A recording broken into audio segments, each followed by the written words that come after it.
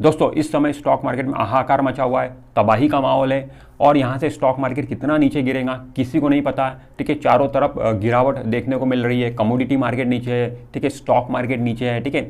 और भी जो एक्सपर्ट यहाँ से यही कयास लगा रहे हैं कि यहाँ से और स्टॉक मार्केट यहाँ से नीचे जाएगा। तो ऐसे माहौल में हमें वॉरेन बफेट की कुछ बातें जरूर जान लेनी चाहिए जो उन्होंने स्टॉक मार्केट के बारे में बोली है। तो आज के वीडियो में मैं आपको 7 ऐसी बातें बताने वाला हूँ जो स्टॉक मार्केट के बारे में वॉरेन बफेट ने बोली है। तो एक एक करके ये हम बातें आज के वीडियो में देखेंगे। तो ये वीडियो आप स्टार्टिंग से लेकर एंड तक पूरा देखिएगा। चलिए फिर से वीडियो शुरू करते हैं। दोस्तों वॉरेन बफेट पहली बात बोलते हैं कि fearful when others are greedy and greedy when others are fearful.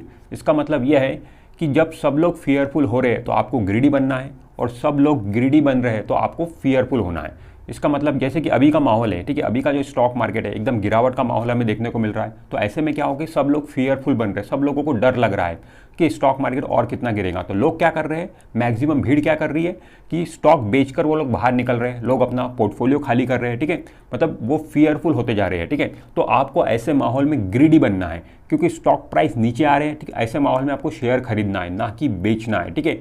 मतलब भीड़ से आपको अलग चलना है। भीड़ इस समय बेचकर बाहर निकल रही है, ठीक है, और आपको इस समय एंटर करना है क्योंकि इस समय अच्छे अच्छे क्वालिटी शेयर आपको नीचे के रेट पे देखने को मिल रहे हैं, ठीक है। एक ग्रुप की कंपनी आपको नीचे के रेट पे मिल रही है जो नॉर्मली नहीं मिलती है, ठीक है, वो ऐसे मार्केट में ही आपको मिलेंगी। तो ऐसे में आपको उन शेयर को लेना चाहिए, ठीक है। और मतलब आपको ग्रीडी बनना चाहिए, आपको नज़र रखनी चाहिए कि कौन से जो अच्छी क्वालिटी कंपनी है, कौन से मुझे कम प्राइस पे मिल रही है, आपको 50% नीचे, 30%, ठीक है, इतना नीचे आपको मिलती है कंपनी ऐसे माहौल में, तो आपको जरूर लेनी चाहिए। फिर उसके बाद में fearful when others are greedy, मतलब जब मार्केट टॉप बनाता है, मार्केट लाइफ टाइम हाई पे होता है, मार्केट मतलब टॉप लेवल पर होता है, ठीक है, ऊपर के लेवल पर होता है, तो मैक्सिमम लोग क्या करते हैं, शेयर खरीदने के लिए दौड़ते हैं, ठीक है। मैक्सिमम लोगों को जब मार्केट ऊपर की तरफ बढ़ते हुए रहता है तो शेयर खरीदना लोगों को अच्छा लगता है। तो भीड़ मैक्सिमम जो लोग हैं वो तभी शेयर खरीदना पसंद करते हैं। तो वैसे माहौल में आपको शेयर खरीदना नहीं है, वैसे माहौल में आपको शेयर बेचना है क्योंकि जो ऊपर के लेवल पर मार्केट है वो तो शेयर बेचने का टाइम है, वो तो मुनाफा वसूली का टाइम है, ठीक है। वहाँ पे आपको प्रॉफिट बुक करना चाहिए, ना कि वहाँ पे आपको शेयर खरीदना चाहिए, ठीक है। शेयर नीचे खरीदो, ऊपर बेचो, ठीक है, हमारा ऐसा होना चाहिए। बट मैक्सिमम लोग क्या करते हैं, ऊपर के लेवल पर ही शेयर खरीदना पसंद करते हैं और नीचे के लेवल पर शेयर बेचना पसंद करते हैं। दोस्तों दूसरी बात वॉरेन बफेट ये बोलते हैं, do not take early result too seriously, instead focus on 4 और 5 ईयर्स एवरेजेस। इसका मतलब यह है कि आपको कोई भी कंपनी का जब आप एनालिसिस करते हो, फंडामेंटल एनालिसिस करते हो, तो सिर्फ 1-2 साल के उनके जो रिजल्ट होते हैं वो देखकर आप ये डिसाइड मत करो कि ये कंपनी अच्छी है या फिर ख़राब है। देखिए दोस्तों 1-2 साल तक कोई भी कंपनी का जो प्रॉफिट है या लॉस है वो मेंटेन रह सकता है, ठीक है। 1-2 साल के आपने रिजल्ट देखे तो आपको दिख सकता है कि ये पर्टिकुलर कंपनी बहुत अच्छी है या फिर ये पर्टिकुलर कंपनी बहुत ख़राब है। तो 1-2 साल के परफॉर्मेंस पे आप मत जाइए, ठीक है। उसका आप एवरेज निकालिए, मतलब पिछले 4-5 साल का आप बैलेंस शीट उठा के देखिए, पिछले 4-5 साल के आप उनके रिजल्ट देखिए, तभी आपको पता चलेगा कि वो कंपनी अच्छी है या फिर खराब है। 4-5 साल का निकालने के बाद आप देख रहे हो कि ये कंपनी के परफॉर्मेंस जो मेंटेन है, प्रॉफिट्स मेंटेन है, सेल्स मेंटेन है, तो आप बोल सकते हो कंपनी अच्छी है। पिछले 4-5 साल के एवरेज में आपको ये दिख रहा है कि प्रॉफिट डाउन जा रहा है, सेल्स डाउन जा रहा है, तो आप बोल सकते हैं कि कंपनी में थोड़ा बहुत हमें डाउट है, ठीक है। तो इस तरीके से एनालिसिस करना, सिर्फ 1-2 साल के रिजल्ट देखकर आपको डिसाइड नहीं करना है कंपनी अच्छी है या खराब है। आपको पिछले 4-5 साल का एवरेज देखना है, मेंटेन है या नहीं है, ठीक है। क्योंकि कोई भी कंपनी को कैसा कि प्रॉफिट बनाने में थोड़ा समय लगता है, ठीक है, या फिर अगर वो लॉस भी कर रही है तो उससे लॉस से बाहर निकलने में भी समय लगता है। तो एवरेज हम लेंगे 4-5 साल का तो ज़्यादा अच्छा रहेगा। दोस्तों तीसरी बात वॉरेन बफेट ये बोलते हैं कि if you are not willing to own a stock for 10 years then do not even think owning it for 10 minutes. इसका मतलब यह है कोई भी शेयर आप जब खरीद रहे हो तो ये सोच के आपको खरीदना है कि ये शेयर मैं 10 साल के लिए खरीद रहा हूँ, 10 साल तक अपने पोर्टफोलियो में इस शेयर को मैं संभाल के रखूंगा। अगर आप ऐसा नहीं सोचते हो तो फिर वो शेयर को 10 मिनट भी आपको होल्ड करके नहीं रखना है, ठीक है। कहने का मतलब सिंपल है कि आपको लॉन्ग टर्म के लिए पैसा लगाना है, स्टॉक मार्केट में लंबी अवधि के लिए पैसा लगाना है। वॉरेन बफेट बोल रहे हैं कि 10 साल, ठीक है, 10 साल छोड़िए, आप 4 साल 5 साल के लिए तो भी पैसा लगाइए। लॉन्ग टर्म आपका होना चाहिए नज़रिया, ठीक है, तभी स्टॉक मार्केट में अच्छी वेल्थ बनती है। जो शॉर्ट टर्म के लिए लोग खेलते हैं, इंट्राडे, फ्यूचर एंड ऑप्शन, ये सब तो सट्टेबाजी है। रियल वेल्थ तो लॉन्ग टर्म में ही बनती है। तो आपका नज़रिया लॉन्ग टर्म का ही होना चाहिए, ठीक है। कोई भी शेयर का एनालिसिस आप करो तो वो सोच से करो कि ये शेयर में 10 साल तक होल्ड करने वाला है, जैसे कि वॉरेन बफेट बोल रहे हैं, ठीक है। जब आप इस सोच से एनालिसिस करोगे कोई भी शेयर का तो बहुत अच्छे से शेयर का एनालिसिस कर पाओगे और एक अच्छा शेयर सिलेक्ट कर पाओगे अपने पोर्टफोलियो में, क्योंकि आपको पता है ये शेयर मुझे 10 साल तक होल्ड करना है। तो ऑब्वियसली आप थोड़ी ज़्यादा मेहनत करोगे और अच्छे से शेयर ढूंढ के बाहर निकालोगे। तो यही सोच से आपको शेयर खरीदना है। भले कभी कभी क्या होता है, कोई आपने शेयर खरीद लिया, खरीदने के बाद ही वो 20%, 30% एक हफ्ते में ही बढ़ गया, तो वहाँ पे एक अपॉर्चुनिटी होती कि वहाँ से आप एग्जिट ले लो, इतने कम समय में इतना ज़्यादा प्रॉफिट मिल रहा है तो एग्जिट वहाँ से आप ले सकते हो। बस सोच आपकी यही होनी चाहिए जब आप शेयर खरीदो तो ये शेयर मैं लंबे समय के लिए ही खरीद रहा हूँ। दोस्तों चौथी बात वॉरेन बफेट ये बोलते हैं, if someone sitting in the shade today because he planted a tree long time ago, मतलब कोई अगर आज पेड़ की छत्र छाया में बैठा है, छाँव में बैठा है पेड़ की, तो इसका मतलब यह है कि उसने बहुत समय पहले वो पेड़ लगाया होगा, तभी आज उसको उस पेड़ की छाया मिल रही है।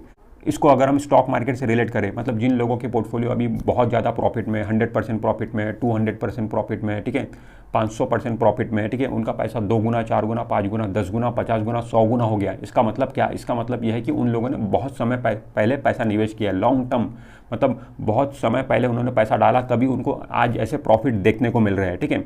तो कहने का मतलब सिंपल है, अगर आप लंबी अवधि के लिए पैसा लगाओगे तो स्टॉक मार्केट में पैसा बनता है, ठीक है। तो आज भी ऐसे कुछ लोग हैं जो अभी गिरावट का माहौल चालू है, अभी हम मार्केट क्रैश की बात कर रहे हैं, हम रिसेशन की बात कर रहे हैं, ठीक है, इतना मार्केट गिर चुका है, ठीक है, लाइफ टाइम हाई से 20% के करीब मार्केट गिर चुका है, बट आज भी ऐसे कई लोग हैं जिन लोगों के पोर्टफोलियो आज भी प्रॉफिट में है, ठीक है। किन लोगों के प्रॉफिट में होंगे? जिन लोगों ने बहुत पहले पैसा निवेश किया होगा उन लोगों के प्रॉफिट में होंगे, जिन्होंने हाल ही में पैसा निवेश किया होगा उनका प्रॉफिट में नहीं होगा, वो तो लॉस में ही होंगे। बट आप लंबी अवधि के लिए पैसा निवेश करोगे, आगे जाके मार्केट क्रैश भी आएंगे तो आपके पोर्टफोलियो प्रॉफिट में ही रहेंगे, क्योंकि जब मार्केट क्रैश आता है तो एक ऊपर के लेवल पर ही आता है, ठीक है। मतलब ऐसा नहीं होगा कि एकदम अभी जो क्रैश आया, अगला अगर क्रैश आएगा तो ऊपर के लेवल पर आएगा, ठीक है। ऐसा नहीं होगा कि इतना नीचे आ जाएगा, नॉर्मली ऐसा ही देखा जाता है, जो क्रैश आएंगे ऊपर के लेवल पर ही आते जाएंगे। तो आपका पैसा एक बार लग गया लॉन्ग टर्म के लिए तो आगे जाके क्रैश भी आता है तो आपका जो पोर्टफोलियो प्रॉफिट में रहेगा। दोस्तों पांचवी बात वॉरेन बफेट ये बोलते हैं, our favourite holding period is forever, मतलब कोई भी शेयर अगर आप खरीदो तो सारी ज़िंदगी भर के लिए खरीदो, एक बार खरीदने के बाद में उसे कभी मत बेचो, सारी ज़िंदगी भर के लिए उसे होल्ड करके रखो, फॉर एवर उसे होल्ड करो, वॉरेन बफेट ये बोलते हैं। बट मैं ये बोलता हूँ कि शेयर आपको सिर्फ 2 ही केस में बेचना चाहिए, ठीक है, शेयर से एग्जिट सिर्फ 2 ही केस में लेना चाहिए। पहला केस तो ये हो सकता है जब आपको पैसे की ज़रूरत हो, क्योंकि आपने अगर कोई शेयर खरीदा है, स्टॉक मार्केट में पैसा लगाया है, तो कभी ना कभी तो आप उसे बाहर निकालोगे, कभी ना कभी तो उसे एग्जिट लोगे ही लोगे, ठीक है।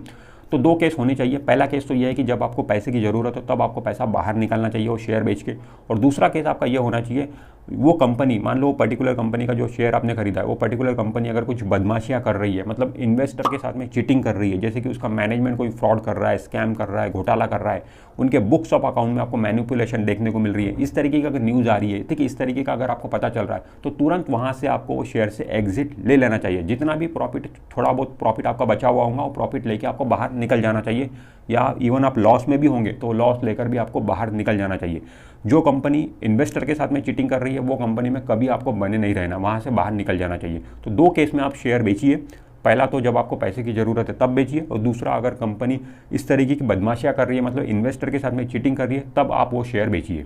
दोस्तों छठवीं बात वॉरेन बफेट ये बोलते हैं कि do in depth research before buying any stock, कोई भी शेयर खरीदने के पहले आपको इन डेप्थ रिसर्च करना जरूरी है, मतलब फंडामेंटल एनालिसिस करना जरूरी है कोई भी शेयर खरीदने के पहले। अब फंडामेंटल एनालिसिस अपने आप में बहुत बड़ी चीज़ है। फंडामेंटल एनालिसिस में बहुत सारी चीज़ें देखनी होती है, बहुत सारे नंबर्स देखने होते हैं, बहुत सारे रेशोज़ देखने होते हैं, और एक बिगिनर के लिए इतने सारे नंबर्स देखना, इतने सारे रेशोज़ देखना आसान नहीं है, और उसे समझना भी आसान नहीं है, एक बिगिनर को इसमें मुश्किल जाती है, ठीक है। तो दोस्तों मैंने एक वीडियो बनाया हूँ, उस वीडियो में मैंने बताया कि आपको सिर्फ 3 नंबर देखना है, बैलेंस शीट में आप सिर्फ 3 नंबर देखोगे, 3 नंबर देख के आपको पता चल जाएगा कि वो पर्टिकुलर कंपनी अच्छी है या फिर ख़राब है, वो कंपनी में आपको पैसा निवेश करना चाहिए या फिर नहीं करना चाहिए। सिर्फ 3 नंबर देख के आप वो पता लगा सकते हो। तो कौन से वो 3 नंबर है, वो देखने के लिए आप हमारा वो वीडियो देखिए, वो वीडियो आपको ऊपर कार्ड में और नीचे डिस्क्रिप्शन में मिल जाएगा। दोस्तों 7वीं और आखिरी बात वॉरेन बफेट ये बोलते हैं कि stay away from company which affecting from government policies, मतलब ऐसी कंपनी से हमें दूर रहना चाहिए जिसका बिजनेस गवर्नमेंट पॉलिसीज़ के वजह से अफेक्ट हो सकता है, जैसे कि सिगरेट बनाने वाली कंपनी, ठीक है। कल अगर गवर्नमेंट ये बोल दे कि कल से इंडिया में सिगरेट बिकना बंद, तो सिगरेट बनाने वाली जो कंपनी के जो शेयर है वो धड़ाम से नीचे गिरना चालू हो जाएंगे, ठीक है। अब इसमें सिगरेट बनाने वाली कंपनी की क्या गलती है? कोई भी गलती नहीं है, तो गवर्नमेंट पॉलिसीज़ आ गई तो उन्हें मानना पड़ेगा, ठीक है। तो इस तरीके से होता है, तो गवर्नमेंट पॉलिसी से बिजनेस अफेक्ट हो सकता है। मान लो लीकर बनाने वाली कंपनी, दारू बनाने वाली कंपनी, कल अगर गवर्नमेंट ये बोल दे कि आधे इंडिया में दारू बिकना बंद, तो ऑब्वियसली दारू बनाने वाली कंपनी के शेयर नीचे गिरेंगे। अब इसमें कंपनी की क्या गलती है? कंपनी की कोई गलती नहीं है, बट गवर्नमेंट पॉलिसीज आ गई तो उससे शेयर अफेक्ट हो रहा है, ठीक है। इस तरीके ऑयल मार्केटिंग कंपनी, ठीक है, ऑयल के प्राइस अगर बेताशा बढ़ेंगे तो गवर्नमेंट वहाँ पे इंटरफेयर करेगा ही करेगा, ठीक है। तो इस तरीके से क्या है कि इसमें कंपनी की कोई गलती नहीं है, बट बाहर से कुछ आ गया, मतलब गवर्नमेंट पॉलिसीज आ गई, उससे बिजनेस अफेक्ट हो रहा है, तो उस तरीके की कंपनी से हमें दूर रहना चाहिए, उनके शेयर हमें नहीं खरीदना चाहिए। तो दोस्तों मार्केट कंडीशन कैसी भी हो, वॉरेन बफेट की ये 7 बातें आपको हर लेवल पर काम आएंगी। तो वॉरेन बफेट की ये 7 बातें आप ध्यान में रखिए और अपने इन्वेस्टिंग में इसे इम्प्लीमेंट करिए। तो दोस्तों आप कमेंट करके बताइए ये 7 पॉइंट्स में से आपको कौन सा पॉइंट सबसे ज़्यादा अच्छा लगा। This is Imran Shaikh signing of.